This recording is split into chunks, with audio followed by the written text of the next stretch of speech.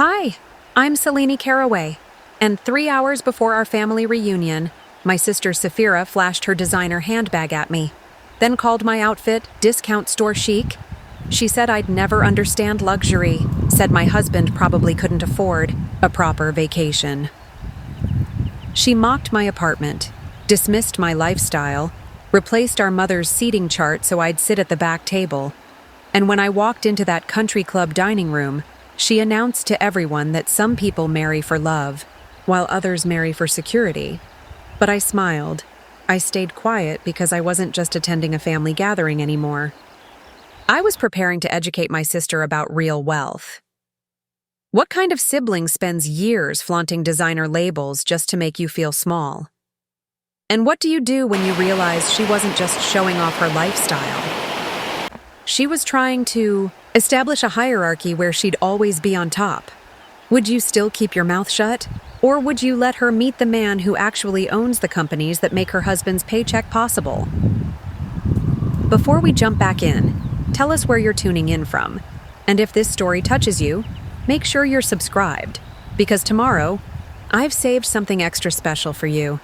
The bistro in downtown Westbrook Hills felt too bright for what that lunch meeting turned out to be.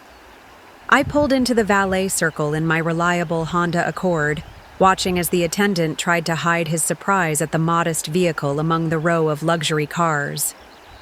The kind of place where the water glasses cost more than most people's dinner, where every conversation was performed rather than spoken. Saphira had chosen this location deliberately. She always did. When she wanted to make a point about hierarchy, about who belonged where, she selected venues that would amplify her message without her having to say it directly. The Meridian Club wasn't just expensive, it was exclusive. The bonding kind of establishment that required connections, not just credit cards. I walked through the marble lobby, past the crystal chandelier that probably cost more than my annual salary as a freelance graphic designer. The hostess smiled with the practiced warmth reserved for guests who might tip well or complain loudly. She guided me to a corner table where Saphira was already seated, perfectly positioned to see everyone who entered. My sister looked like she'd stepped from a magazine spread.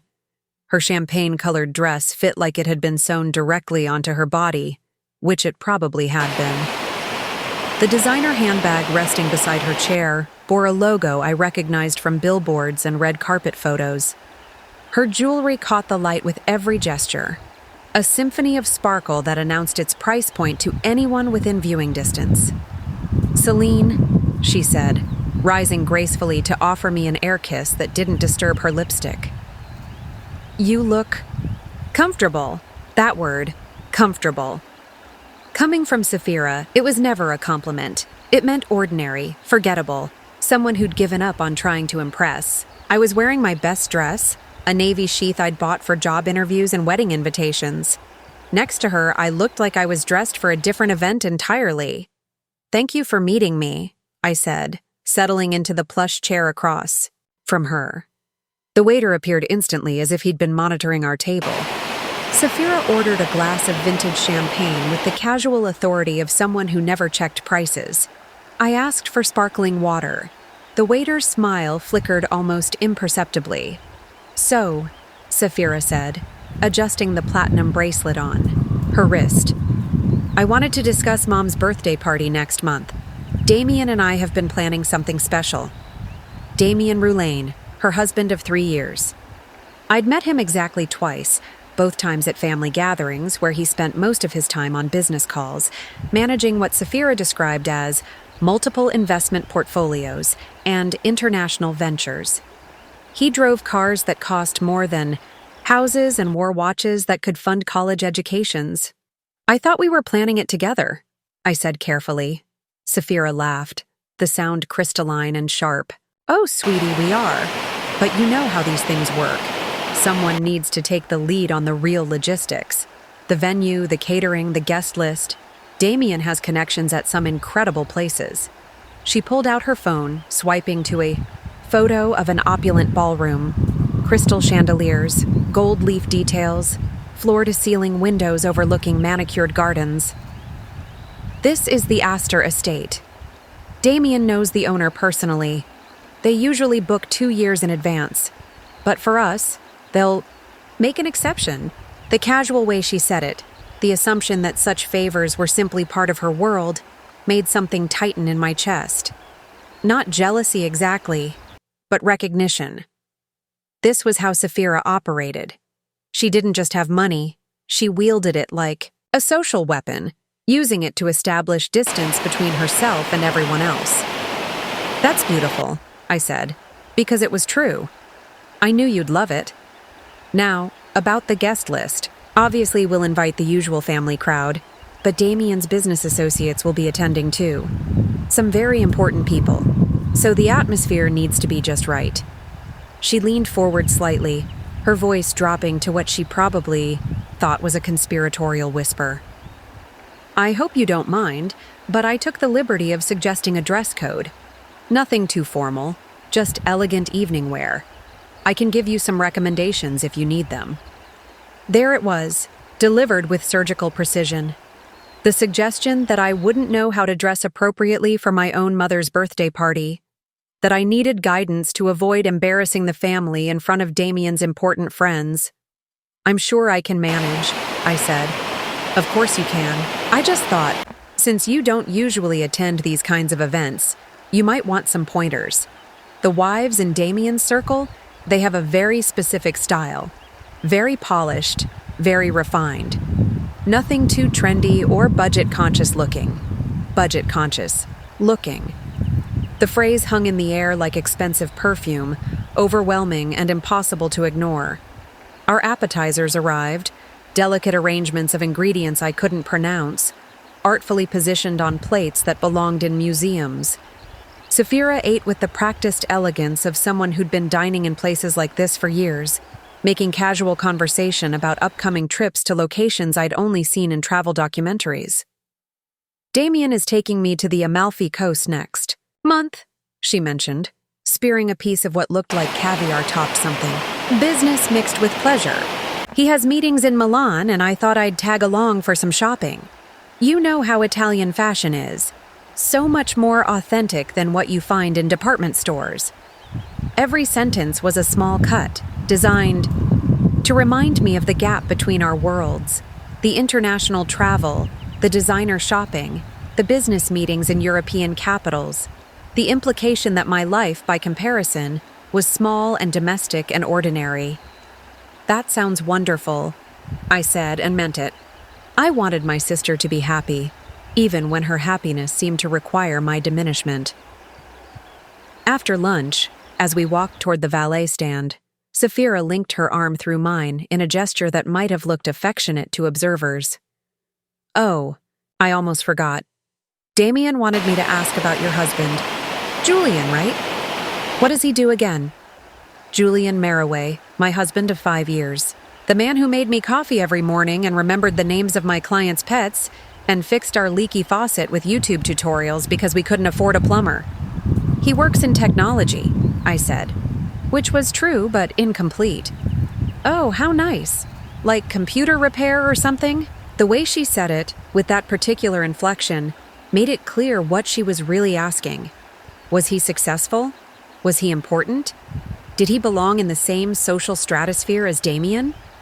Something like that, I replied, as my Honda was brought, around looking particularly modest beside Sapphira's gleaming Mercedes. She squeezed my hand with what appeared to be sisterly affection. We should do this more often, she said. It's so nice to catch up, just us girls. And don't worry about the party. Damien and I will handle all the expensive details. You just focus on showing up and looking your best?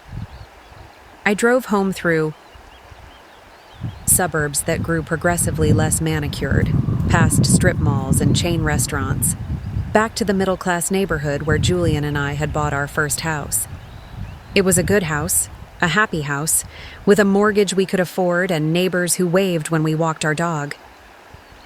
But as I pulled into our driveway, next to Julian's practical Toyota, I found myself seeing it through Sapphira's eyes.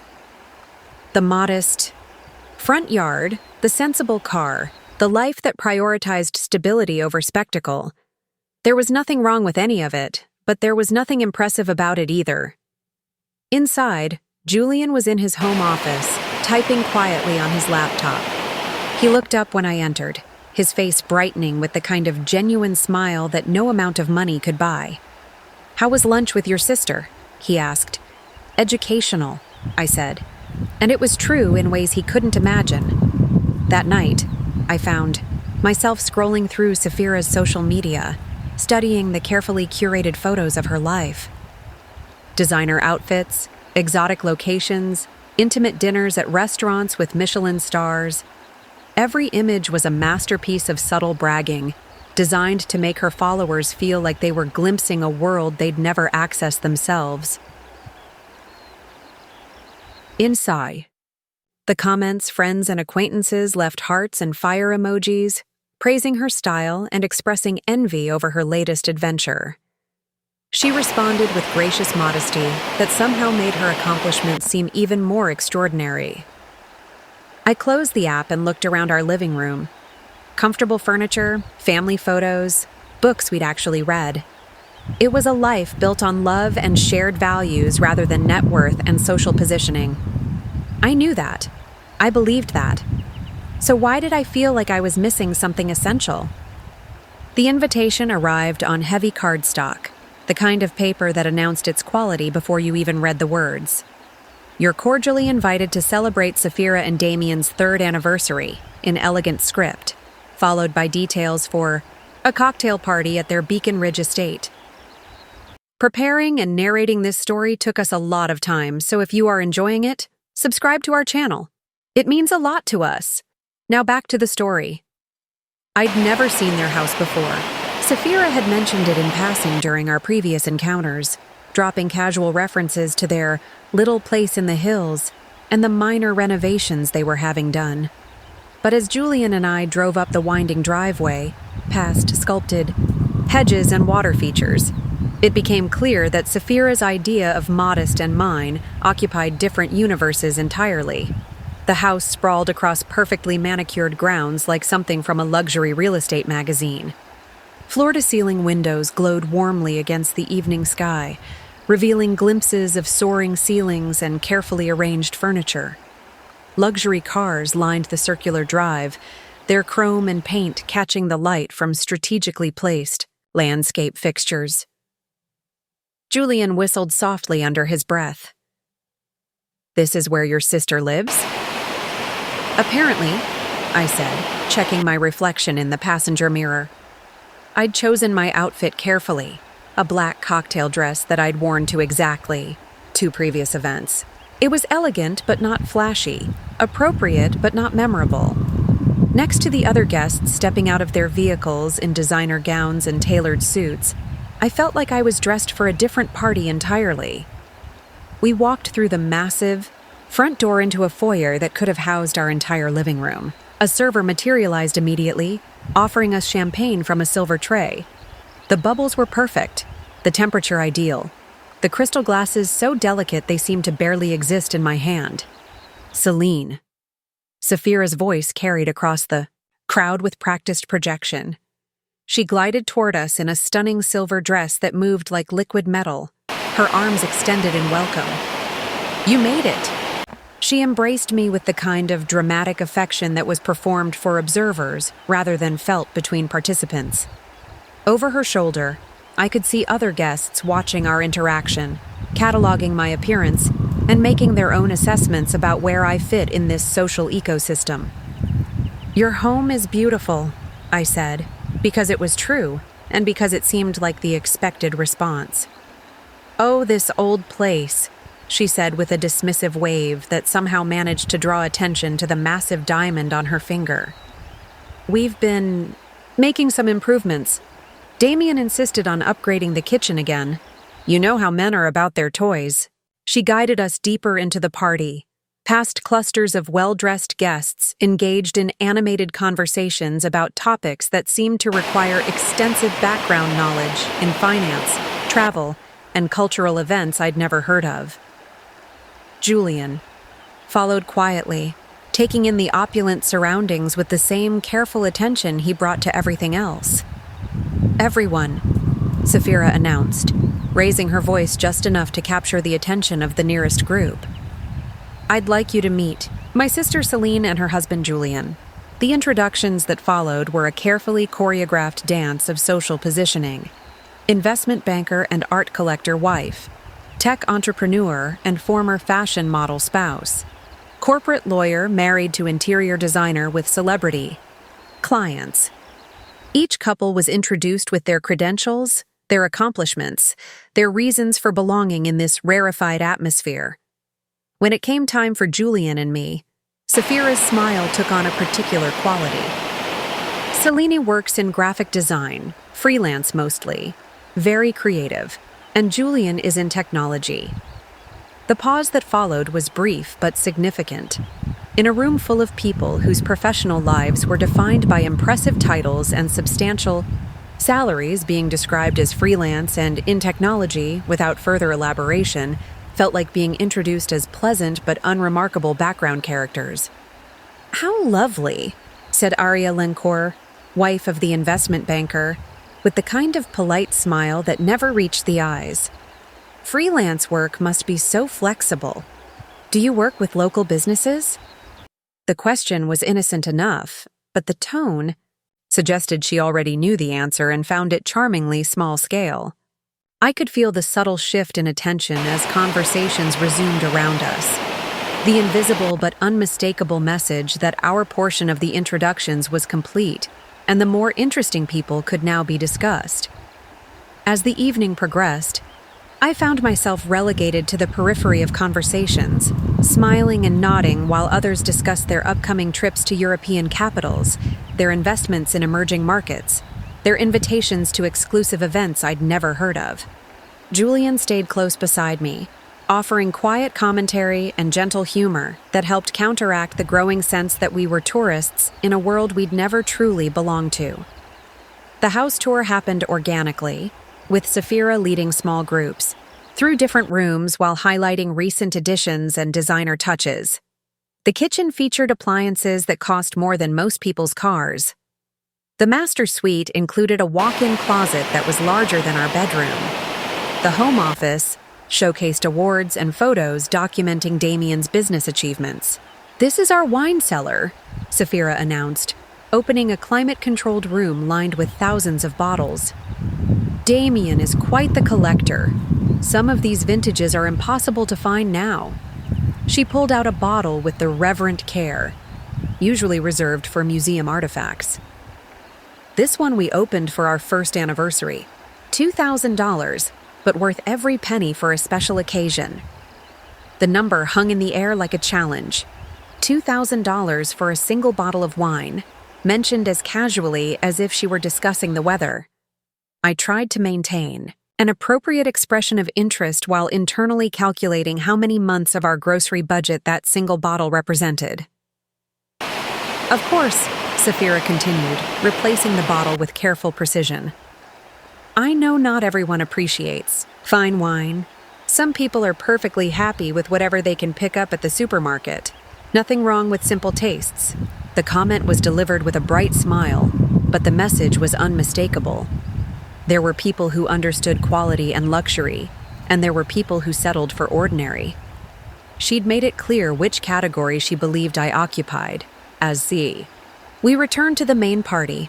I excused myself to find the restroom, needing a moment away from the constant performance of social adequacy. The powder room was larger than our guest bedroom, featuring marble countertops and fixtures that probably cost more than our monthly mortgage payment. I stood in front of the mirror, adjusting my dress and trying to recalibrate my emotional equilibrium. Through the closed door, I could hear the murmur of party conversation, punctuated by bursts of laughter and the gentle clink of expensive glassware. When I emerged, I nearly collided with two women I'd been introduced to earlier, both deep in conversation as they walked down the hallway. "Such a sweet little house they must have," one was saying. "You can always tell when people are just getting started in life." "Safira mentioned her sister is still renting," replied the other. "At their age, too. But I suppose not everyone can be as fortunate in their choices." They noticed me then, their expressions shifting to bright social smiles. "Oh, Celine. We were just saying how lovely it is that Saphira stays close to her family no matter what. No matter what." The phrase echoed in my mind as I rejoined the party, moving through conversations that felt increasingly surreal. These people lived in a world where a $2,000 bottle of wine was a reasonable anniversary celebration, where little houses and renting were discussed with the pitying sympathy usually reserved for minor tragedies. Near the end of the evening, as guests began to make their graceful departures, Saphira found me by the dessert table, where I was admiring what appeared to be individually crafted chocolate sculptures. "I'm so glad you could come tonight," she said, her voice carrying the particular warmth she reserved for moments when she felt most generous. "I know this crowd isn't really your usual scene, but it's important for family to see how we live." How we live. Not how she lived, but how we lived, as if her success somehow extended to the entire family by association, as if my presence at her party was a form of charity, allowing me to witness a lifestyle I could admire but never achieve. "It was beautiful," I said, "because it had been. Damien and I were just discussing your situation," she continued, lowering her voice to a confidential level. "We'd love to help, you know. If Julian ever needs career advice, or if you want to expand beyond freelance work, we have connections. Sometimes all it takes is knowing the right people." People. The offer was made with genuine kindness, which somehow made it worse. She wasn't being cruel, she was being benevolent, offering to lift us up to a more respectable level of social and economic achievement. The assumption that we needed lifting, that our current life required improvement to be truly satisfactory, was delivered with such sincere concern that refusing would have seemed ungrateful. "That's very generous," I said. "Family takes care of family," she replied, squeezing my hand with affectionate condescension. "Even when we don't all start from the same place."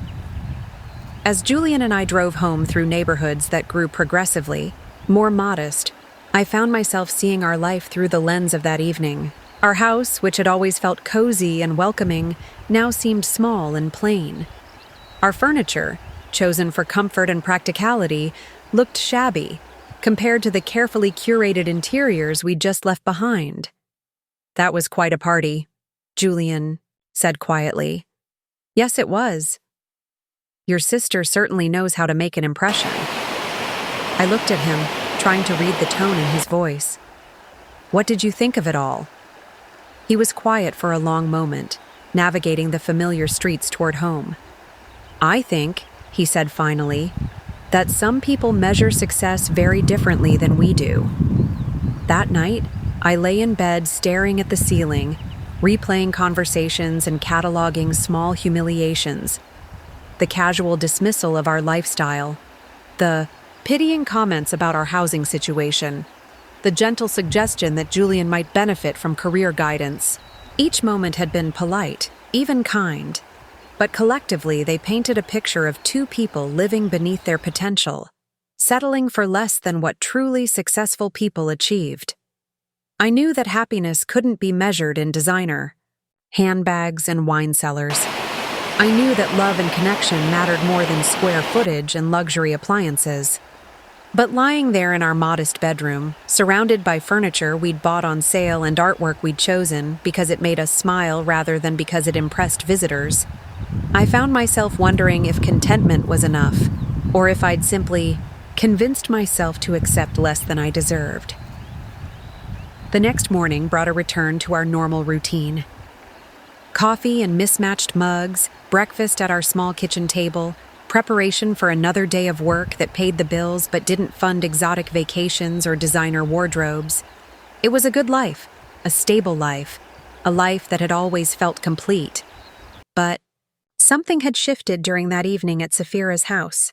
Not my values exactly, but my awareness of how others perceived those values. For the first time, I found myself seeing our choices through the eyes of people who had chosen differently. people who measured worth in ways that made our life seem quaint and limited. And I realized that Safira's generosity, her offers to help us improve our situation, weren't really about kindness.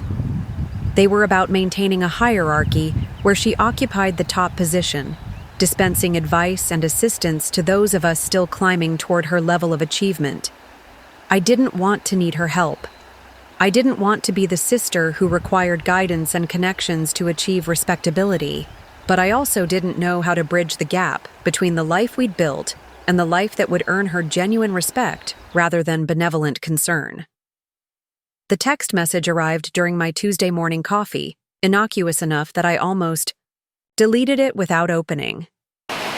Unknown number, no preview text, the kind of communication that usually turned out to be spam or marketing. But something made me tap the screen, maybe curiosity or maybe the particular restlessness that had been following me since Safira's anniversary party. "Thought you should see this," the message read, followed by a series of screenshots that made my stomach drop toward my knees. The images showed a group chat titled Family Coordination, with participants I recognized immediately.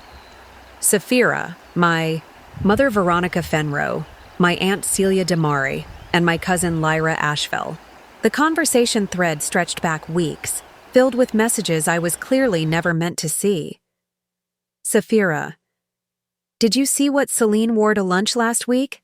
That dress looked like she grabbed it from a clearance rack. Veronica, she's always been practical about money, maybe too practical. Celia, Julian seems nice enough, but what exactly does he do? Safira said something about computers? Lyra, some kind of tech support, I think. Very blue collar. Safira, I offered to help with career connections, but you know how proud she can be.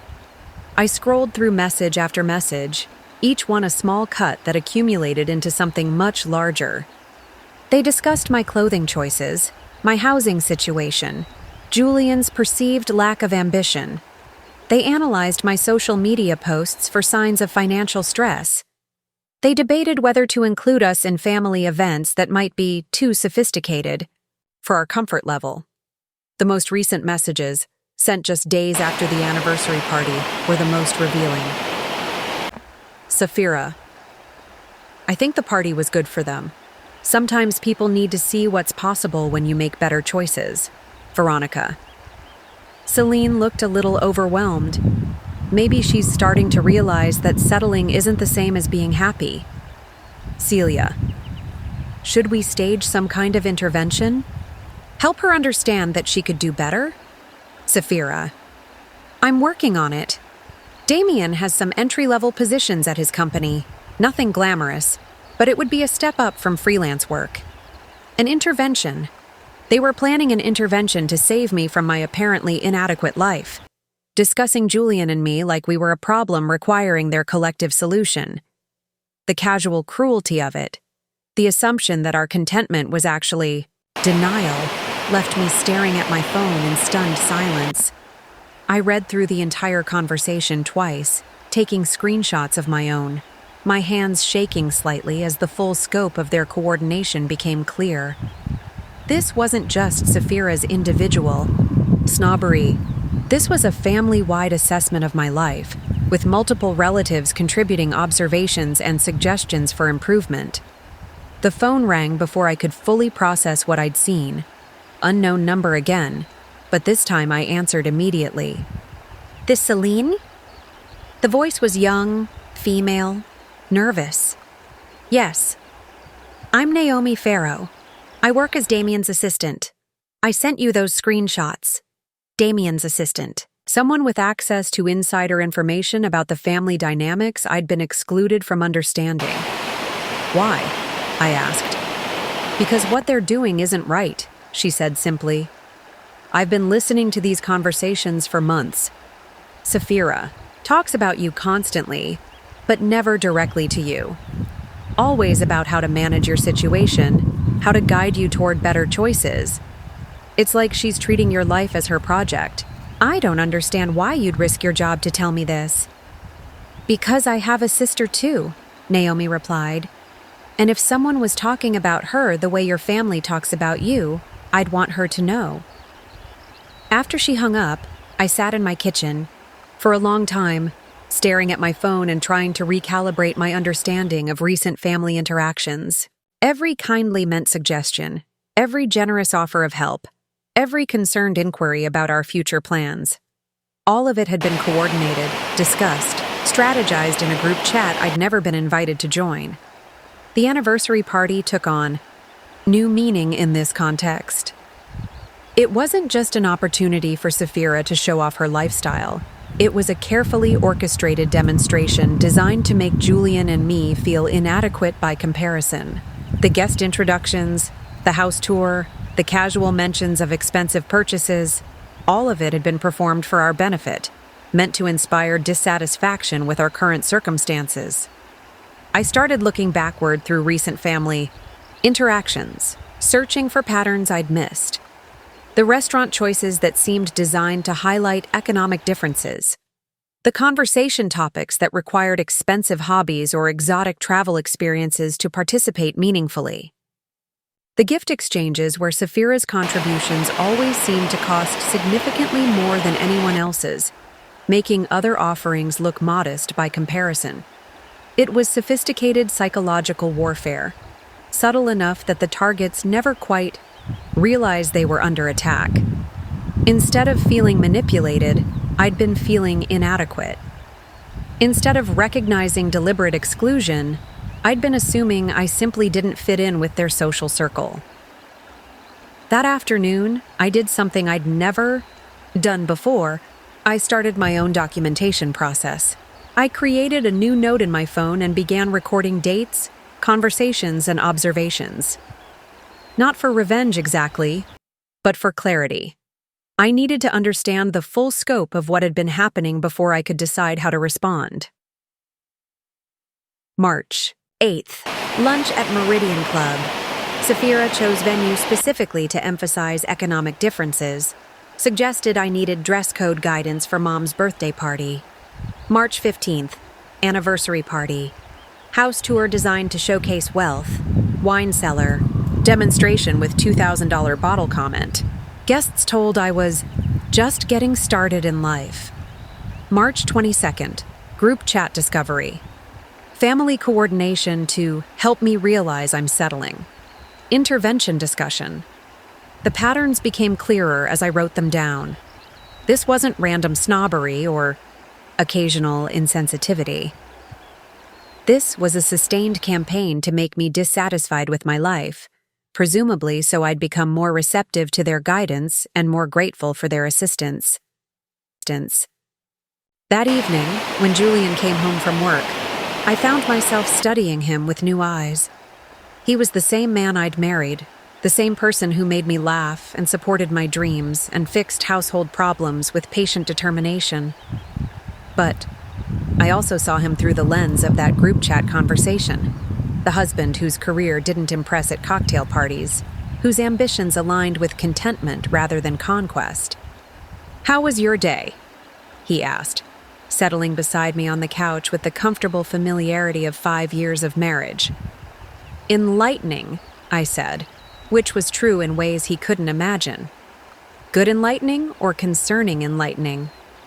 I showed him the screenshots without commentary, watching his face as he read through the messages.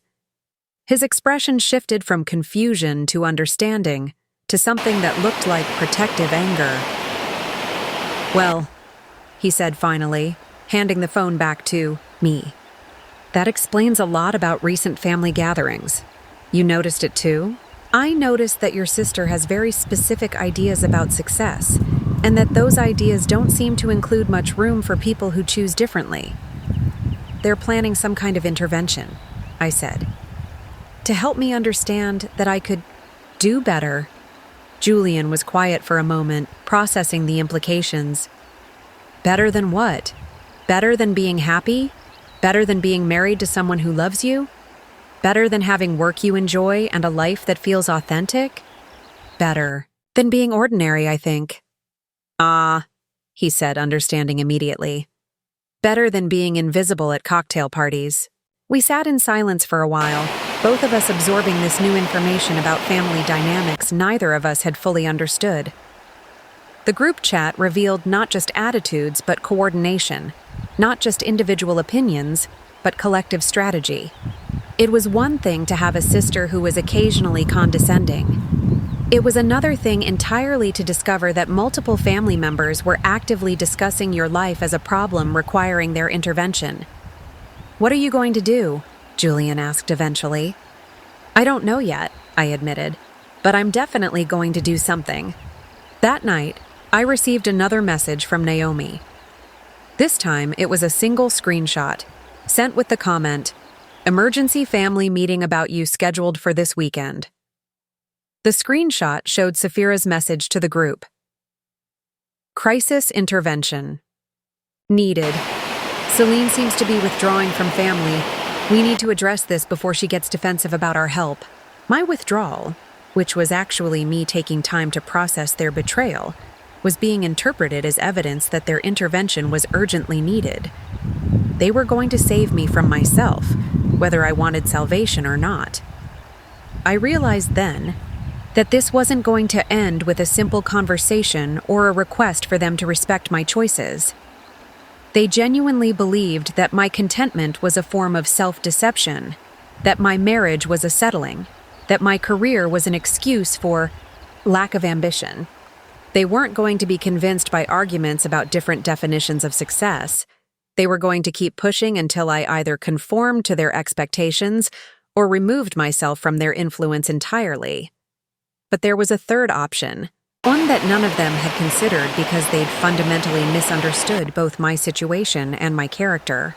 I could let them continue with their intervention plans while I prepared a few revelations of my own. After all, they'd been operating under some significant assumptions about Julian and me, assumptions they'd never bothered to verify because they were so confident in their superior understanding of success and status. It was time for some of those assumptions to be challenged. The emergency family meeting was scheduled for Saturday afternoon at my mother's house in Thornfield Estates, the kind of established neighborhood where the trees were older than most of the residents and the houses sat back from the street behind carefully maintained front gardens. I'd grown up in that house, spent my teenage years in the bedroom overlooking the backyard, where Mom still maintained the flower beds with obsessive precision. Now I was driving back there for what Naomi had warned me would be a coordinated intervention, an attempt to help me understand that my life choices represented settling rather than authentic happiness. The irony wasn't lost on me that they'd chosen the setting of my childhood to convince me that I needed to grow up. I arrived deliberately, on time, carrying a bottle of wine I'd selected with particular care. Not the most expensive option, but not the cheapest either. Something that would seem appropriate but not impressive, fitting their expectations of my limited understanding of quality beverages. Mom answered the door with the kind of bright smile that meant she was nervous about something, the same expression she'd worn before every difficult family conversation throughout my teenage years. "Celine, honey, come in. Everyone's in the living room." Everyone turned out to be the complete cast from the group chat. Safira, elegantly positioned in the antique armchair that had always been reserved for the most important family discussions. Aunt Celia, perched on the edge of the sofa like she was ready to leap into action. And Cousin Lyra, scrolling through her phone with the practiced disinterest of someone who'd rather be anywhere else but had been summoned for family duty. The room had been arranged with subtle care. Fresh flowers, extra cushions, the good china, already set out for tea service. It was meant to feel welcoming and supportive, the kind of environment where difficult truths could be shared with love and concern.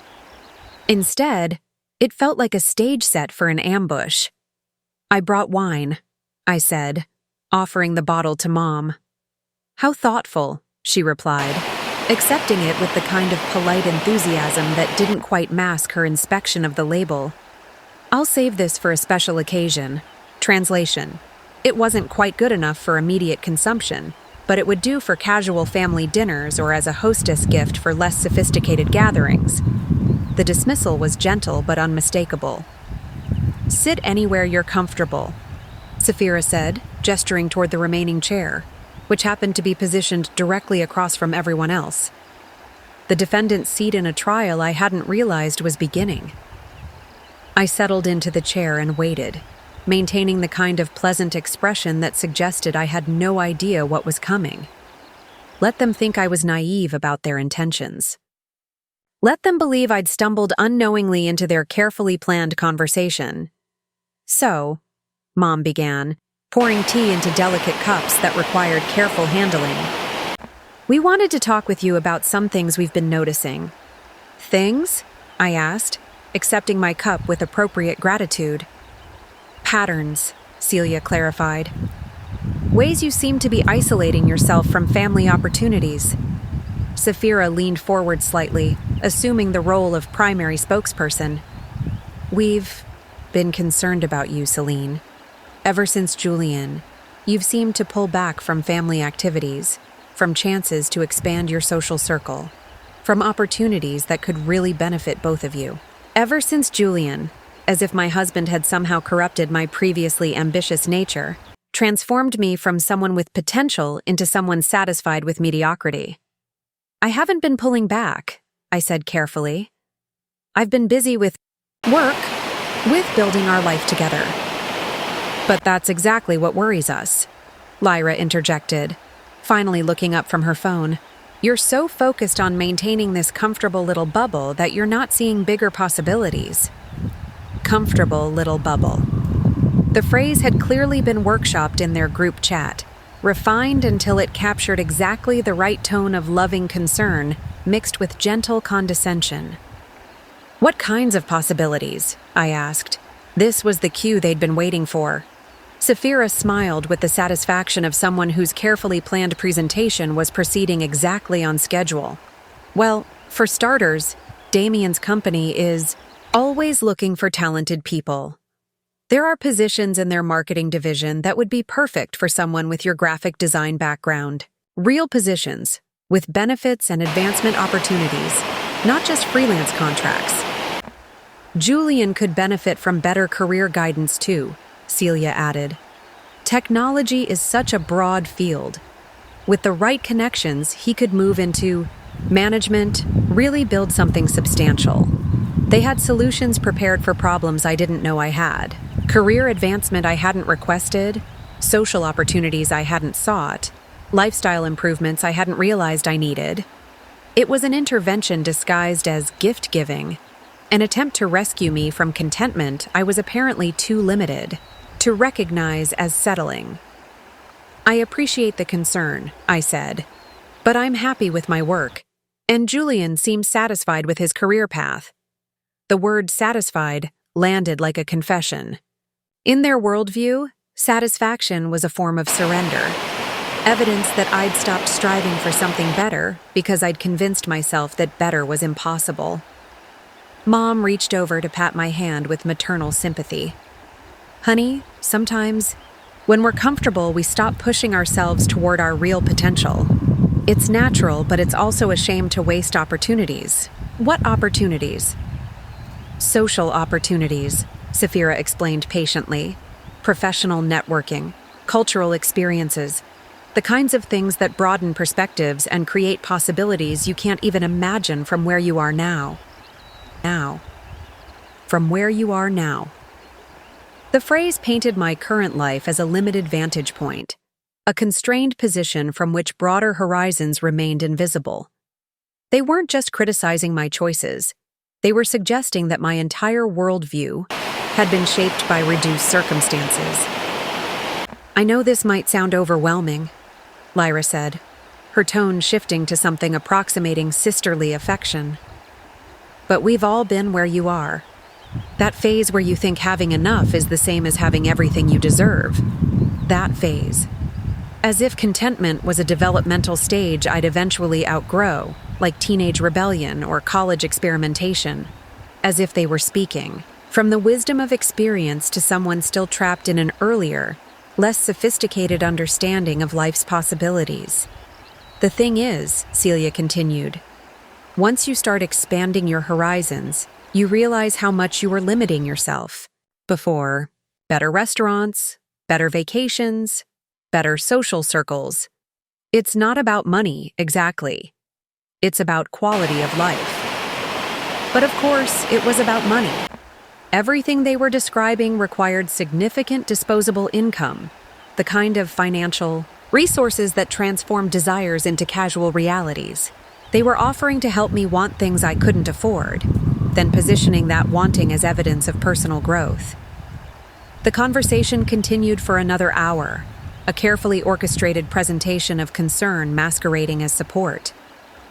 They had examples prepared of people who'd accepted their guidance and flourished. They had strategies for overcoming the natural resistance that came from being too comfortable with limitation. They had timelines for transformation and metrics for measuring improvement. Throughout it all, I nodded and asked appropriate questions, playing the role of someone gradually awakening to the possibility that her life could be so much more than she'd dared to imagine.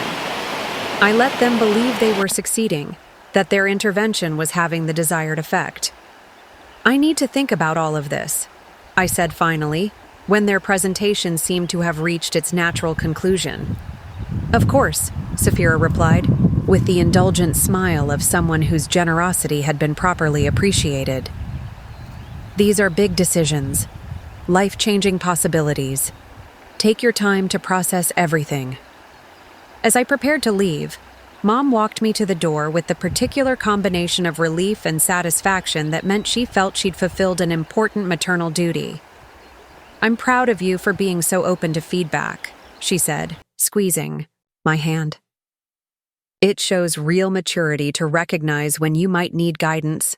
"I've learned a lot today," I replied, which was absolutely true. Driving home, I replayed the conversation in my mind, analyzing the sophisticated coordination that had gone into their presentation. They'd assigned specific talking points to each participant, created a logical flow that moved from concern to examples to solutions. They'd anticipated potential objections and prepared responses designed to reframe resistance as fear of change. It was impressive in its way. A comprehensive campaign to convince me that my happiness was actually self-limitation, that my marriage was settling, that my career was an excuse for lack of ambition. They'd done their research, crafted their arguments, and delivered their message with the kind of professional polish that suggested extensive preparation. But they'd made one crucial error in their analysis. They'd assumed that I was unaware of their coordination, that their intervention would come as a surprise rather than a confirmation of intelligence I'd already gathered. They'd also made another assumption that was about to prove significantly more problematic. They'd decided that Julian and I lacked the sophistication to understand truly impressive success when we encountered it. That evening, as I described the intervention to my husband, I watched his reaction carefully. He listened without interruption, his expression shifting from amusement to something more serious as the scope of their coordination became clear. "So they want to save you from me," he said finally. "They want to save me from contentment," I corrected. "You're just collateral damage in their campaign to convince me I deserve better." "Better than what, specifically?" "Better than ordinary happiness. Better than middle-class stability. Better than a husband whose career doesn't impress at cocktail parties." Julian was quiet for a moment, considering the implications. "They really don't know anything about us, do they?" "They know what they can see," I said. "Our house, our cars, our apparent lifestyle. They've built their entire understanding of our situation on surface observations." "Surface observations," he repeated thoughtfully. "They think they understand the scope of our possibilities because they've never bothered to look deeper than appearances." "Ah," Julian said, and I could see him beginning to understand where this was leading. "And they're planning to keep pushing until you either conform to their expectations or accept their guidance." "Which means," I said, "that they're going to keep underestimating us until we decide to correct their assumptions." "Are we going to correct their assumptions?" I looked at my husband. This man who made me coffee every morning and fixed our household problems with patient determination. This person my family had decided represented settling rather than choosing well. I think, I said slowly, that it might be time for them to learn that there are different kinds of success, and that some of them are more impressive than others. Different kinds of success, Julian repeated, with the particular smile that meant he was beginning to appreciate the full scope of what might be possible, the kind that doesn't need to be performed at cocktail parties to be real. That night, I started making phone calls. The call came on a Thursday evening while Julian and I were sharing takeout Chinese food at our kitchen table, discussing weekend plans with the comfortable predictability of couples who'd found their rhythm in ordinary routines. The caller ID showed Mom's number, but the voice that greeted me wasn't hers. Celine? It's Safira. I'm using Mom's phone because mine is dead. And I have the most exciting news. Her voice carried the particular breathless quality that meant she'd discovered something she believed would change everything. The tone she'd used as teenagers when she'd figured out solutions to problems the rest of us hadn't even recognized. What's going on? I asked, putting the call on speaker so Julian could hear. You remember how we talked about expanding your professional opportunities? Well, Damien just got off a conference call with his business partners, and there's been a development. A major development. She paused for dramatic effect, the way she always did when she had information that positioned her at the center of important events. They're acquiring a small tech company. Something about consolidating regional operations and bringing everything under the main corporate umbrella. The details are boring business stuff, but here's the important part. They're going to need to restructure the entire operation. I felt Julian's attention sharpen beside me, his chopsticks suspended halfway to his mouth. That's interesting, I said carefully. It's more than interesting. It's perfect timing. Damien thinks there might be opportunities for people with the right skill sets to move into management positions during the transition. Real leadership roles, not just technical support. Technical support, the casual dismissal of Julian's career, reduced to something that could be improved by the right connections and better positioning. Which company? Julian asked, his voice carefully neutral. Oh, hi, Julian. I didn't realize you were listening. It's called Meridian Technologies. Apparently, it's a local operation that's been doing well enough to attract attention from larger investors.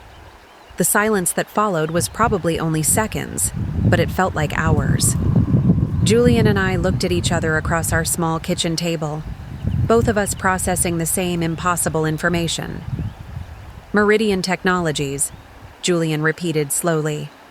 Right.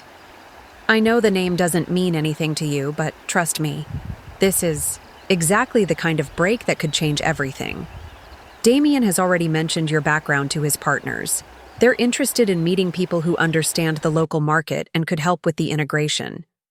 Julian set down his chopsticks with careful precision.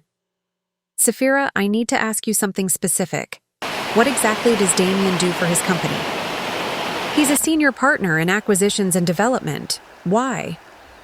And this Meridian Technologies acquisition, when is it supposed to happen? The paperwork should be finalized next week. But Julian, the important thing is that this represents a real opportunity for career advancement. Damien thinks you could be perfect for a management role in the new structure. I watched Julian's face as he processed what she was saying, saw the moment when professional necessity overcame personal amusement. Safira, he said gently, I need to tell you something about Meridian Technologies. What about it? I own it. The silence this time was absolute. Not just quiet, but the kind of complete absence of sound that suggested the world had stopped functioning entirely. I'm sorry, what? Safira's voice had lost all of its confident authority. Meridian Technologies. I'm the founder and CEO. I started it 7 years ago in our garage, and we've grown to about 300 employees across 4 locations. More silence. Julian continued speaking into it, his tone patient and informative. The acquisition talks with Damien's firm have been ongoing for about 8 months. It's a good deal for everyone involved. His company gets our technology and market position. We get resources for expanded operations. But you said you worked in technology, Saphira replied weakly. I do work in technology. I run a technology company. A small technology company. I could hear her trying to maintain some version of her previous understanding. About 50 million in annual revenue, Julian said. We're not exactly small anymore. The phone went quiet for so long I thought the call had dropped. When Saphira spoke again, her voice sounded different, smaller somehow. 50 million? Give or take, depending on quarterly variations. It's been a good few years. Julian, she said, and I could hear her trying to recalibrate everything she thought she understood about our situation.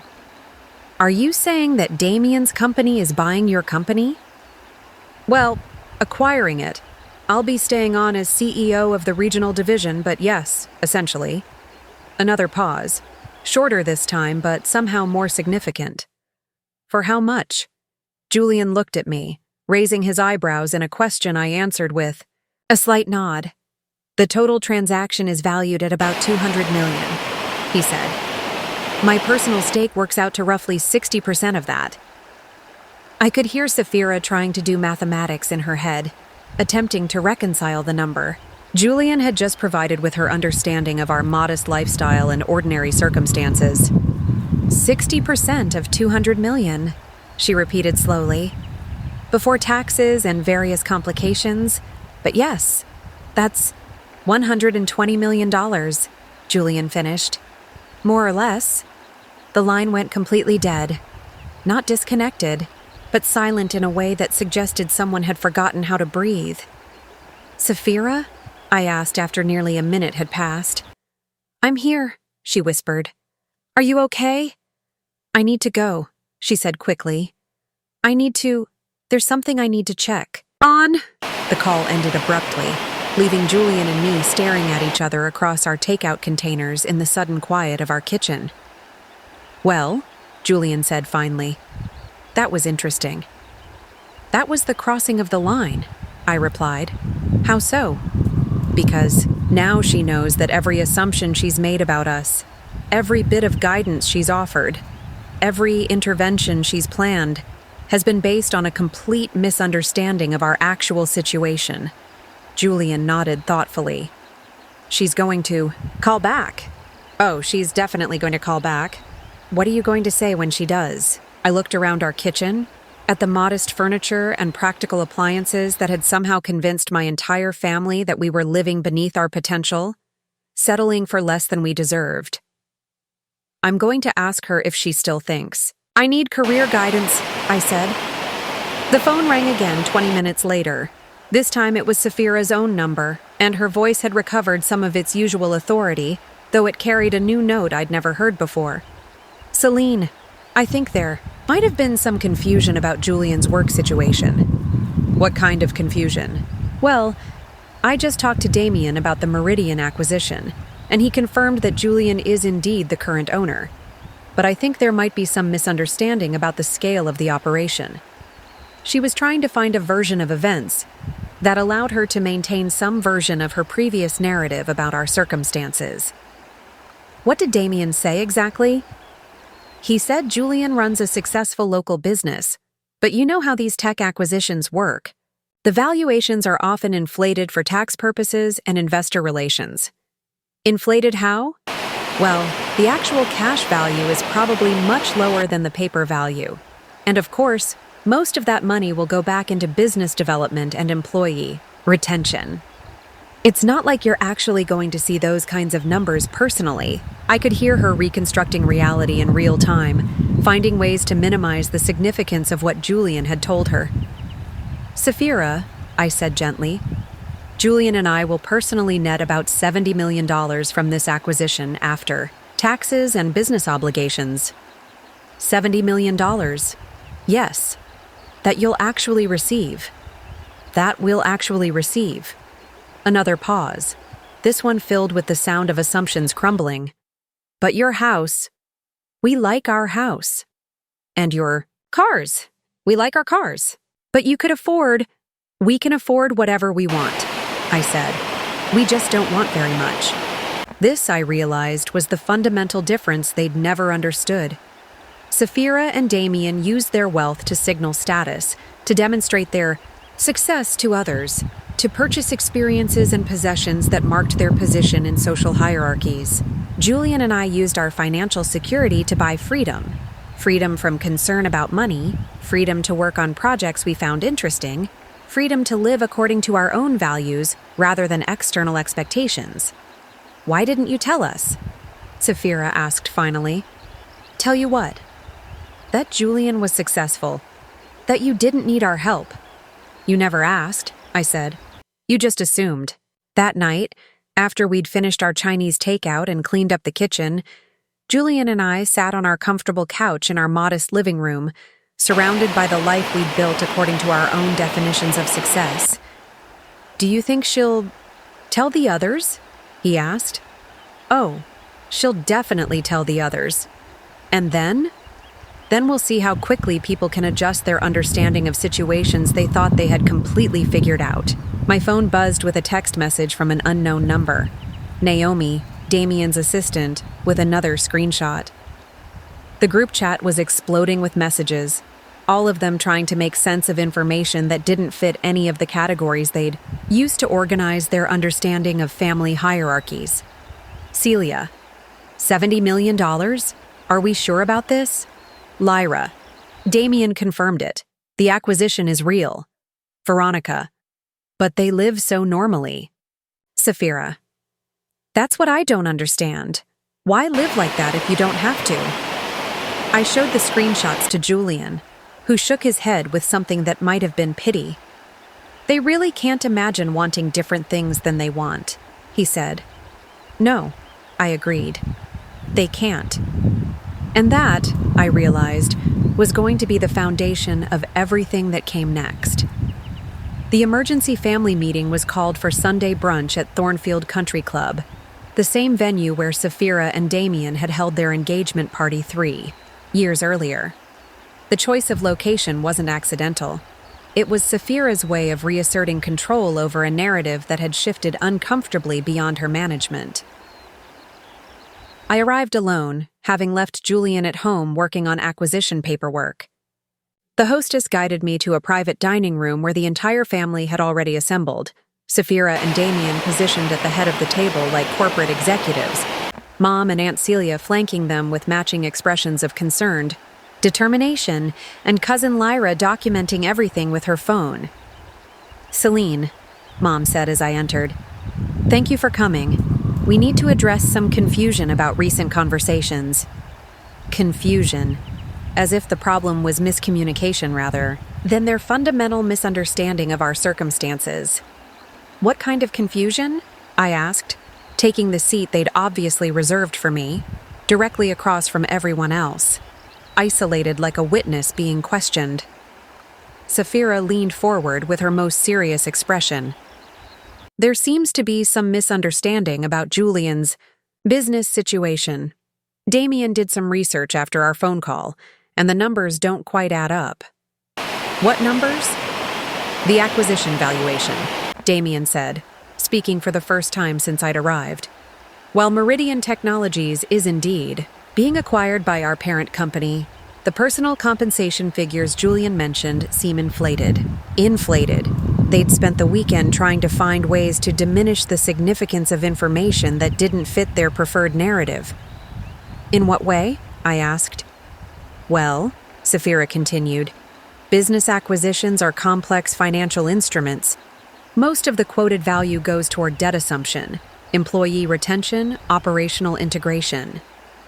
The actual liquid assets transferred to individual owners are typically much smaller. They'd rehearsed this. Spent hours crafting an explanation that would allow them to maintain their position as the successful family members while acknowledging that Julian's company was worth acquiring. Additionally, Damien added, success in technology ventures is often temporary. Markets shift, products become obsolete, companies that seem valuable today can be worthless tomorrow. So you're saying Julian's company isn't really worth what we thought? We're saying, Mom interjected gently, that maybe the situation isn't as dramatically different as it seemed on Thursday night. I looked around the table at their carefully arranged expressions of loving concern. They'd managed to convince themselves that my revelation had been exaggerated, that their original assessment of our circumstances was still fundamentally accurate. You want to know the actual numbers? I asked. We want to understand the real situation, Safira replied, without any misunderstanding or confusion. I pulled out my phone and opened my banking app, turning the screen toward them. This is our primary checking account. The balance displayed was $847,000. Not the full extent of our assets, just the ordinary account we used for monthly expenses. This is last month's deposit, I continued, scrolling to the transaction history. Julian's salary, $340,000. Monthly salary, Lyra whispered. And this, I said, opening a different app, is the preliminary acquisition payout calculation our financial advisor sent yesterday. The document showed a wire transfer projection, $73,200,000, scheduled for the following Tuesday. The silence that followed was different from their previous quiet moments. This wasn't confusion or recalibration. This was the sound of people realizing they'd been catastrophically wrong about something they'd built their entire family dynamic around. $73 million, Mom said eventually. After taxes and fees, I confirmed. Safira stared at the phone, screen like it was displaying information in a foreign language. But you live in a normal house. We like our house. You drive practical cars. We like our cars. You shop at regular stores, eat at casual restaurants, dress like ordinary people. We like being ordinary. And there it was, the fundamental disconnect they couldn't bridge. In their world, wealth was performed, displayed, used to establish social position. In ours, wealth was simply a tool that bought freedom from financial anxiety. This changes everything, Celia said quietly. No, I replied, standing up from my isolated chair. This changes nothing. Julian and I are exactly who we've always been. You just never bothered to know us beyond your assumptions. As I walked toward the door, Safira called after me. Wait, Selene, if this is true, if you're really that successful, why didn't you tell us? I turned back to face the table full of family members who'd spent months coordinating interventions to save me from my apparently limited life. Because, I said, I didn't need your approval then, and I don't need it now. The last thing I heard as the door closed behind me was Lyra, asking, so does this mean she was never settling? Mom's 65th birthday party was held 3 weeks later at the Granmore Estate, a venue Safira had selected months earlier, when she still believed she was organizing an event for her less fortunate family members. The irony wasn't lost on me as I walked into the ballroom where crystal chandeliers cast elegant light over tables of guests who had no idea they were about to witness a complete reversal of everything they thought they understood about family dynamics. Julian and I arrived fashionably late, not by design, but because we'd been detained by a conference call with our financial advisors finalizing the acquisition paperwork. The deal had closed that morning, making the $73 million transfer official. I wore the same navy dress I'd worn to Safira's anniversary party, the one that had marked me as someone who shopped clearance racks. Julian wore his standard charcoal suit, well-tailored but unremarkable. To anyone observing us, we looked exactly like the modest, middle-class couple who'd been the subject of so much family concern. "Celine!" Mom rushed over as we entered, her smile bright, but uncertain. "You look lovely, dear." The same dress that had previously been dismissed as comfortable was now being praised, though I could see her trying to reconcile my appearance with the bank statements I'd shown at Thornfield Country Club. Safira appeared beside her, resplendent, in a designer gown that probably cost more than most people's monthly rent. She'd clearly dressed to re-establish visual hierarchy, to remind everyone who represented true success in this family. "I'm so glad you came," she said, though her eyes held the particular wariness of someone who no longer trusted their ability to read situations accurately. "Wouldn't miss it," I replied cheerfully. The party proceeded with the scripted elegance Sapphira excelled at orchestrating. Champagne circulated among guests who discussed their latest vacations and recent purchases, with the casual authority of people accustomed to impressive lifestyles. Julian and I moved through conversations politely, making small talk about topics that required no financial credentials to navigate. It was during the toasts that everything changed. Damien had requested the microphone first, delivering a polished speech about family values and shared celebrations. Sapphira followed with heartfelt words about Mom's guidance and wisdom. The applause was genuine, the moment touching in the way well-executed family gatherings can be. Then the evening's master of ceremonies made an unexpected announcement. "Ladies and gentlemen, we have a special surprise this evening. Julian Maraway, who some of you may know as Celine's husband, has an announcement to make." I looked at Julian in surprise. This wasn't something we'd planned. He stood smoothly, accepting the microphone with the comfortable authority of someone who'd addressed boardrooms full of investors. "Thank you," he began, his voice carrying easily through the room. "I wanted to share some news that affects not just Celine and me, but this entire family celebration." He gestured toward the elegantly appointed ballroom. "This venue, the Granmore Estate, was recently acquired by Meridian Technologies as part of our expanded hospitality portfolio." A ripple of interest moved through the crowd. Meridian Technologies, for those who don't know, is a company I founded 7 years ago. We completed our acquisition by Damien's firm this morning for just over $200 million. The room went completely silent, which means, Julian continued with a slight smile, that technically, Celine and I are hosting this party. We own the building. You could hear champagne glasses being set down with unusual care. More importantly, Julian said, his tone warm but unmistakably authoritative, I wanted to publicly thank my wife for her patience with family members who've spent months trying to convince her that she was settling for less than she deserved. Looked directly at Sapphira. As it turns out, she chose extremely well. The applause that followed was tentative, confused, as guests tried to process information that recontextualized every social assumption they'd made about the modest couple in the unremarkable clothing. Sapphira stood frozen, her designer gown suddenly seeming like costume jewelry next to Julian's quietly delivered revelation of actual ownership. "So," Julian concluded, "please enjoy the rest of the evening. The drinks are on us." Literally, as he handed back the microphone, I realized that every conversation, every dismissive comment, every attempt to guide me toward better choices had just been exposed as fundamentally misinformed. The room buzzed with whispered conversations as guests recalibrated their understanding of who held actual power in this family dynamic. For the first time in my life, I watched Sapphira struggle to find words that would help her maintain relevance in a narrative she no longer controlled. 3 months after Mom's birthday party, I found myself sitting in the same bistro in Westbrook Hills where this entire story had begun, but everything about the experience was different. The hostess greeted me by name, mentioning that my usual table was ready. The sommelier appeared without being summoned, presenting a wine list that assumed I understood the difference between good vintages and exceptional ones.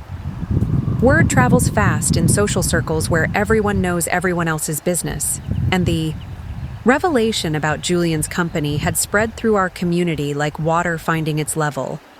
People who'd never noticed me before now made sure to acknowledge my presence. Invitations arrived for charity galas and cultural events I'd never been considered important enough to attend. But the most significant change wasn't in how others treated me. It was in how my family had reorganized itself around new information. They were still struggling to process. Sapphira arrived exactly on time, which was itself noteworthy. She'd always made others wait as a way of establishing hierarchy. Now she seemed genuinely uncertain about protocol, unsure whether the rules she'd previously enforced still applied, when the person she'd been managing turned out to control significantly more resources than she did. "Celine," she said, settling into her chair with uncharacteristic hesitation. "Thank you for agreeing to meet." She'd requested this lunch through Mom rather than calling me directly. The careful distance suggested she was treating me as someone whose time and attention had acquired new value, someone who might have reasons to decline invitations that wouldn't have been considered refusable before. "How are you?"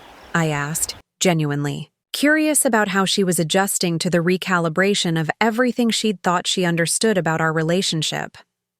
"I'm well," she replied, though her smile seemed less certain than it had in previous encounters. "Busy with some new projects. Damien's firm is expanding their hospitality acquisitions, partly thanks to the success of the Meridian deal." The Meridian deal. She couldn't quite bring herself to say Julian's deal or your husband's company, as if maintaining some professional distance would help preserve her sense of relevance in a story that had shifted dramatically away from her central role. "That's wonderful," I said. "Julian mentioned they're looking at properties in Colorado and Arizona."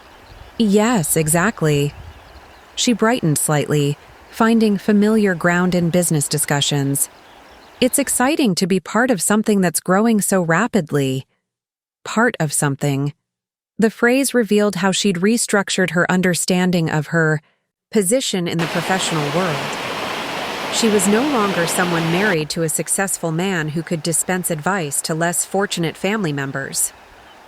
She was now someone whose husband worked for a company acquired by her sister's husband, someone whose own success was connected to networks she'd never recognized as being controlled by people she'd been trying to help.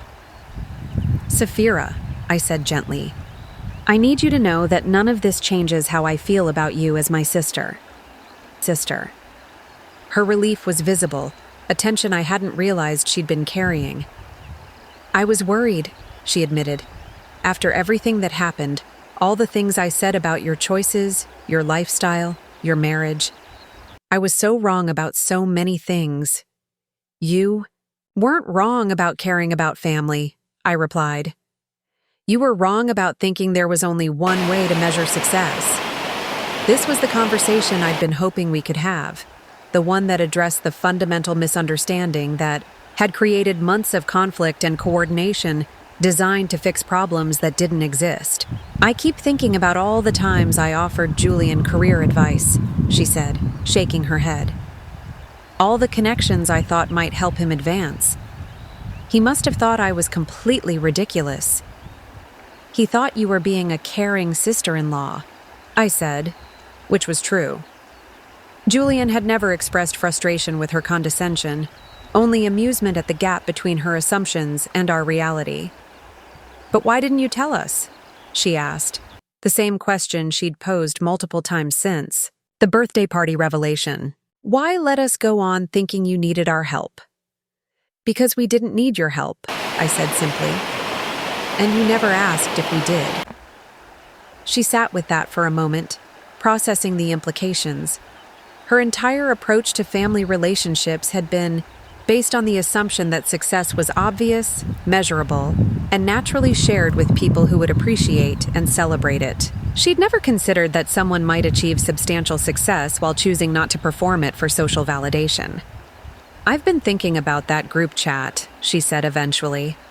"All those conversations about improving your situation, finding better opportunities. It feels so presumptuous now." "It was presumptuous then," I said, but without anger. "The difference is that now you can see it." Our food arrived, giving us both time to consider how the conversation had evolved. This wasn't the same dynamic. We'd navigated for months, with her dispensing guidance from a position of assumed authority. This was two adults discussing how they'd misunderstood each other's circumstances and priorities. "What happens now?" she asked. "How do we move forward with everything being so different?" "Everything isn't different," I replied. "Julian and I are the same people we've always been. We live in the same house, drive the same cars, make the same choices about how we spend our time and energy. The only thing that's different is your understanding of our situation. But surely some things will change, she pressed. New opportunities, different social circles, upgraded lifestyle choices. I could see her trying to imagine how she would handle sudden wealth, what changes she would make to signal her new status to others. Maybe some things, I acknowledged, but probably not the things you're thinking of. What things, then?